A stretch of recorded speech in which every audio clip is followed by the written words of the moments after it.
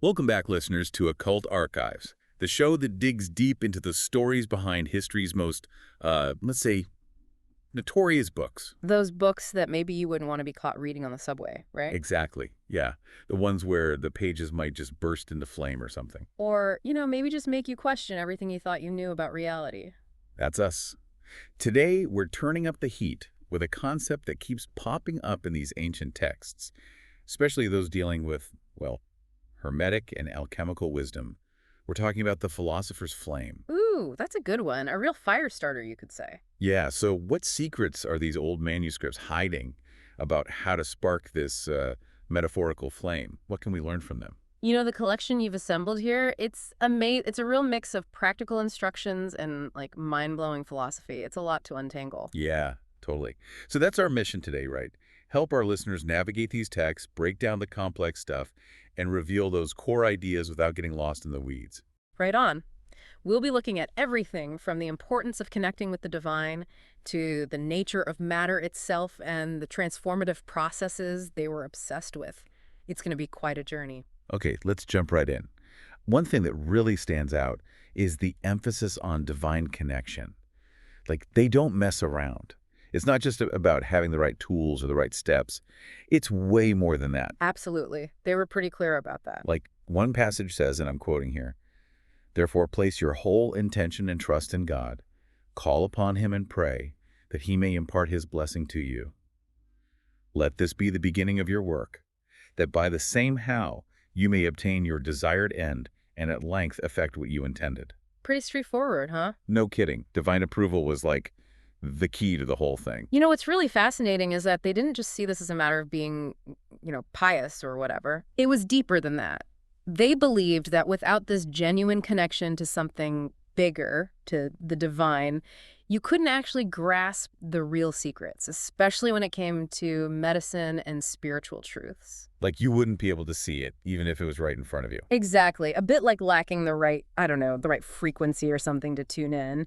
You need a certain moral and spiritual compass to even approach these subjects. So it's about an internal shift, an alignment, even before you start messing with any physical substances. Right. You've got to be prepared internally to work with these external forces. And then they talk about this inner celestial fire, a spark lit by God in the heart, leading to love and trust.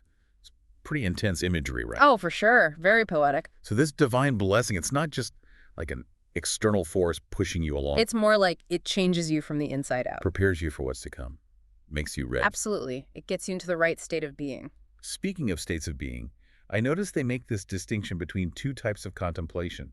Oh, yes. They were very particular about that.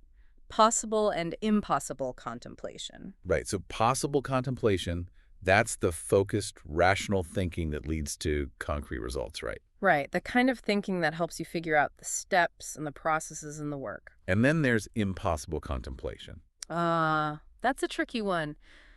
Trying to wrap your head around the infinite, the nature of God, things that are just beyond us, Like trying to hold the ocean in a teacup. Exactly. It's futile. It leads nowhere. And they knew that. They understood the limits of human intellect, especially when dealing with the divine. So humility is key. Huge. You can't approach this work with an inflated ego. Okay, so you've got your heart right, your mind's in the right place, you're feeling humble. Now what? Where do these texts take us next? I saw a lot about preparation and separation. Ah, yes, the nitty-gritty. It's very important.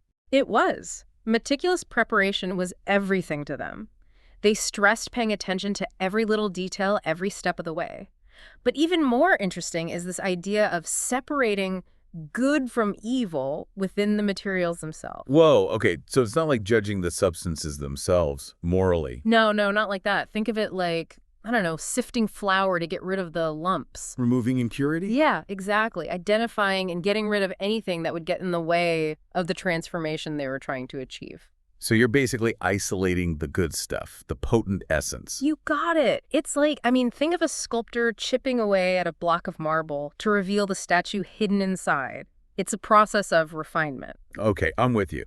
So this purification thing, it applies to the physical stuff, but also kind of to the alchemists themselves, right? Bingo. You're catching on. Like on a metaphorical level. Exactly. They believed that just as you purify your materials, You've got to purify your intentions, your understanding, even your own character. It all goes hand in hand. So it's a holistic thing, the inner and the outer working together. Absolutely. And this meticulousness, it carries over to how they viewed the medicines they created through these processes. They were very clear that even the most carefully prepared medicine could be harmful if you didn't understand how to use it. That makes sense. Power without knowledge can be dangerous. Exactly. And this brings us to this idea of the true doctrine and the role of the artist in all of this. They really stress the importance of learning from masters, from those who had walked the path. So not just book smarts. No, real hands-on experience and understanding the fundamental principles behind the work, not just memorizing recipes. They were pretty harsh on those who just pretended to know, weren't they? Oh yeah, scathing. They compared it to, well, good food going in one end and something much less pleasant coming out the other. Yeah, I remember that passage. Pretty graphic. The point is, they were saying true knowledge isn't just about the before and after. It's about understanding the whole process, right? Even the messy parts. You got it. The entire transformative journey. Okay, and then they bring in the blacksmith and Vulcan. Ah, yes, the analogy of the craftsman. So the blacksmith uses fire to shape raw iron into tools. And the alchemist uses fire, or the principles of fire, to manipulate and transform substances like, well, antimony. Exactly. Antimony pops up a lot in these texts. It's a fascinating substance. Yeah, they talk about it being both a poison and a potential medicine.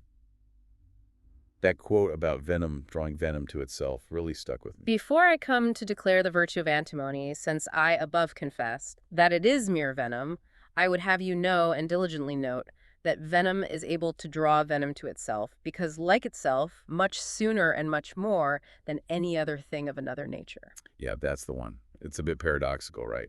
Like fighting poison with poison. Well, it gets at their understanding of how these opposing forces can work together. So antimony, in its raw form, it attracts other toxins and neutralizes them. That's the idea. They also believed there were two kinds of antimony. One was much better for medicine and alchemy because it had more mercury in it. So it's not just about having the substance, it's about knowing the right type. Right? And knowing how to work with it, of course. It's like antimony is this complex puzzle box, and you need the right key to open it. Or maybe a complicated instruction manual. Right. And this is where their criticism of those who just follow recipes blindly comes in. Absolutely. Right? They had no time for those who didn't truly understand the principles at work. So not just mimicking actions, but understanding the why and the how. Exactly. And this leads us to their description of antimony itself, right? Yeah, they call it a mineral vapor, created by the stars and nurtured by the elements. It's like cosmic stuff. It is, isn't it? They believed that even earthly substances were connected to these vast celestial forces. So antimony is born from the stars. In a way, yes. And it's connected to mercury, but it's more solid because it has more of what they called salt. Okay, wait. Salt? Like table salt? Not quite. Remember, they used these terms symbolically. Salt, sulfur, and mercury were like fundamental principles. Salt represented stability and structure, sulfur was energy and combustibility, and mercury was fluidity and change. So antimony has more salt, meaning it's more stable than regular mercury. Exactly. And then they talk about this balsam of antimony that can heal all sorts of things. Yeah, a potent remedy, they said. Almost miraculous. They even described in even more refined form the quintessence of antimony, something only the most skilled alchemists could create. And the process to make it sounds pretty intense. Oh, for sure. Very precise, involving things like vinegar and spirits of wine. It shows just how dedicated they were to refining and perfecting these substances. Okay, let's talk about the Emerald Tablet. That seems like a really important text. Even Isaac Newton translated it. He did. It's kind of like the foundation of Hermetic thought. Lays out all the key principles. And that famous quote, "That which is below is like that which is above." It's all about the interconnectedness of everything, the microcosm and the macrocosm. And everything coming from this one thing. The primal source of all creation. And the sun is the father, the moon the mother, the wind the bearer, and the earth the nurse. It's so poetic. They loved their symbolism. It's like a cosmic family tree. And they talk about turning into earth. Ah, yes. That's not about literally becoming dirt. It's more about taking something volatile and making it stable, fixed, permanent. Ah, like turning air into a rock or something. More like capturing lightning in a bottle. That's a central idea in their work. And this connects to the Philosopher's Stone, right? The ultimate goal. It does. They believed you had to purify this raw matter, this serpent born of the slime of the earth, and extract the white sulfur from it. Okay, wow, the imagery is really something. Oh, they love their dramatic language. The serpent represents that unrefined starting point, and the white sulfur is like a step towards purity. And they use the analogy of the earth needing moisture, Yeah. and the moisture needing the earth to be contained. It's all about balance, right? Finding the harmony between opposites. And ultimately, it's about bringing two things, spirit and matter, heaven and earth, back into one. Exactly. Unification, that's the goal. But it's not just about manipulating stuff in the lab, is it? There's this huge emphasis on the alchemist's own inner transformation. Oh, absolutely. One text says the alchemist must turn the curse in himself into a heavenly blessing. That's powerful stuff. Like, you've got to change yourself before you can change anything else. You can't create perfection outside of yourself if you haven't sought it within. And then there's philosophical baptism, Ah, yes, the merging of fiery and watery mercury. bringing together opposites again. It's like a spiritual cleansing. Or a kind of alchemical marriage. The fiery and watery represent different principles that need to be harmonized. What about the suffering of Venus? They compare it to the Passion of Christ. Yeah, they often use religious and mythological imagery. So Venus suffering, it's like a necessary step. Like, you have to break down before you can build up. Exactly. There's a death and rebirth cycle in the work. It's not just about the materials, but also the alchemist's own understanding. Okay, let's talk about Hermes' Golden Tractate. You said that was a key text. What are some of the main takeaways? Well, it starts by saying that true alchemical knowledge is a gift from God. You can't just learn it from a book. You need the right heart, the right intention. Exactly. And it emphasizes understanding the four elements: earth, air, fire, and water. And their occult operations. What does that even mean? Basically, they're hidden workings, the things you can only discover through patience and careful study. Okay, and they talk about dividing water into four substances. What's that all about? That's about the different qualities of the water principle. Remember, they were looking at things on a deeper level, not just the physical stuff. And then there's decoction and tincture. Right. Decoction reduces the amount of matter, while tincture makes it more potent. So, two different processes with opposite effects. But both essential for the work. And what about Argent 5? Living silver, right? Yeah, but it's not just any silver. It's a special, purified form that's essential for the work. And the tractate warns against using common unguents. Yeah, it says you need the specific ones that can coagulate the fugitive and adorn the sulfurs. So fixing the volatile mercury and enhancing the sulfur. Precisely. And then there's this amazing idea that the true essence of a substance is hidden within it, like fire in a piece of wood. So the alchemist's job is to extract that essence without destroying the whole thing. Like a delicate surgery. Okay, so what qualities does a true alchemist need? What does the Golden Tractate say? Well, it advises sticking to a few trusted authors and not getting distracted by all the conflicting opinions out there. I'll be a sucker for easy answers, basically. Right. It also specifically names Hermes, Maurianus Romanus, Count Trevisan, and Raymundus Lullius as reliable guides. The A-list of alchemy. Exactly. And it stresses that the whole work depends on properly preparing and uniting Sol and Luna, gold and silver. Duality again. It's a recurring theme. It's fundamental. Sol and Luna represent the active and passive principles. The male and female, the sun and the moon. And the philosopher's Mercury comes up again.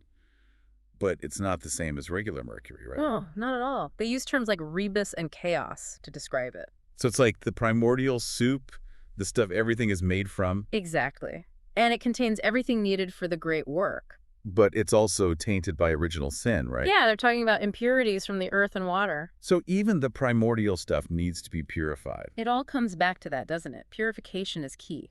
And then there's that image of the Hesperian dragon guarding the garden and the spring. Oh, that's a good one. It represents the challenges the alchemist has to overcome to reach the true knowledge, the dearest water from the sevenfold spring. It's like a medical quest. It is. Yeah. And it shows how much they valued symbolism and allegory in their work. They also talk about the colors that appeared during the process. Mm-hmm. Black, white, orange, and red. Those are the signposts, the milestones that show the alchemists they're on the right path. Like a visual language. Exactly. Each color represents a different stage of the transformation. And what about those laws of the philosophical circle? That's about the different stages of digestion. Like cooking something slowly over time. In a way, yes. each stage needs a precise amount of heat and moisture applied over a specific period. It's very methodical. And then there's fire. That seems to be a pretty loaded term for that. Oh, definitely. It can refer to literal fire, but also to these subtle internal forces. Like celestial influences. Yes, and also the innate energy within matter itself. The goal is to multiply this natural fire, not just create more flames. And they had all these special vessels and furnaces, right? They did, and they used all sorts of cryptic names for them to keep their secrets hidden. So like a secret code for their tools. Exactly. They didn't want just anyone to figure out what they were doing. And then there's the imagery of the red dragon and the white eagle fighting. Ah, yes, that's describing a specific chemical reaction, but in a very symbolic way. It's like a chemical battle playing out inside the flask. Exactly. They loved their allegories. And they talk about multiplying the sulfur, creating this super potent substance. Yes, the second sulfur, which goes into making the elixir, along with the metallic water and the leaven. So the elixir is like the culmination of all this work, the philosopher's stone. It is. They describe it as living mercury fixed, a substance that can dissolve in perfect metals and contains all the secrets the sages have been seeking. It's like the ultimate prize. It is, and it's not just about turning lead into gold, it's about a much deeper transformation. So we've covered a lot of ground here. We've seen how they combine spiritual principles, practical techniques, and this incredibly rich symbolic language. It's a fascinating blend of science, philosophy, and mysticism. And the philosopher's flame, it's not just about a literal fire, right? No, it represents that inner spark, that potential for transformation that we all have within us. So what impurities do we need to purify in our own lives? What divine blessings do we need to ignite our own personal journeys? These texts, as complex as they are, they really invite us to think about these questions. They offer a unique perspective on the world and our place in it. And on that note, we'll leave our listeners to ponder these mysteries. Until next time. Thanks for joining us on this deep dive into the secrets of the philosopher's flame. We'll see you in the archives.